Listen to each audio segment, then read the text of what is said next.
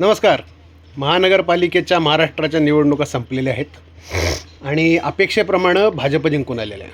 आता मी जेव्हा अपेक्षेप्रमाणे म्हणतो तेव्हा लगेच काही लोकांच्या डोक्यात हां बरोबर आहे, EVM आहे, मतचोरी आहे, शाई पुसून टाकली आहे, असलं काहीतरी फालतुगिरी आली असेल.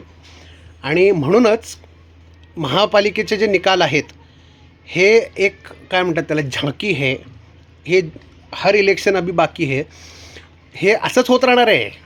त्याचं कारण असं आहे की विरोधी पक्षवाले अजूनही जे नॉन इश्यू आहेत, जे प्रूफ झालेलं आहे की ह्याच्यात काही तथ्य नाही, त्याचंच इश्यू घेऊन उडवत बसलेले आहेत.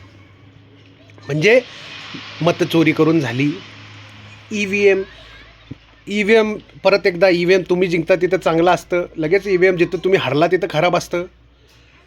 शाई पुसण्याचं तर म्हणजे 2011मध्ये जे मार्कर अप्रूव्ह केलेले आहेत जेव्हा भाजप सरकार नव्हतं, त्याचं तुम्ही आज नवीन नाटक काढलेलं आहे. आता तुमच्या माहितीकरता सांगतो, जेव्हा बिब्याची काळी शाई लावायचं ना, तिथून बिब्याची काळी शाई लावल्यावर बाहेर आल्या त्याच्यावरती ते काहीतरी वाळू का काहीतरी टाकून माती टाकून काहीतरी ते लगेच जर पुसलं तर ते पण पुसलं जायचं.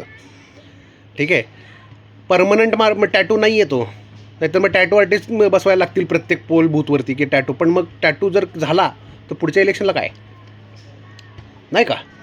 त्यामुळे ना परत एकदा सांगतो, महानगरपालिकेत जे भाजप जिंकलं, शिंदेगड जिंकला, अत्यंत आनंद आहे मला ॲज अ भाजप कार्यकर्ता. आणि तुम्ही असेच नॉन इश्यूज बडवत राहा, असंच लोकांना त्यात काढायचा प्रयत्न करत राहा. लोक शहाणे असतात आणि त्याचा तुम्हाला प्रतिबिंब मतदानामध्ये दिसतंय, निकालांमध्ये दिसतंय.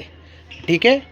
EVM करत राहा, मतचोरी करत राहा. आता नवीन परत राफेलच्या डीलमध्ये पण परत एकदा ह्यांना घोटाळे दिसायला लागलेले, जेव्हा की सुप्रीम कोर्टानं निर्णय दिलेला आहे त्याच्यावरती सगळे व्हॅल्युएशन बघून.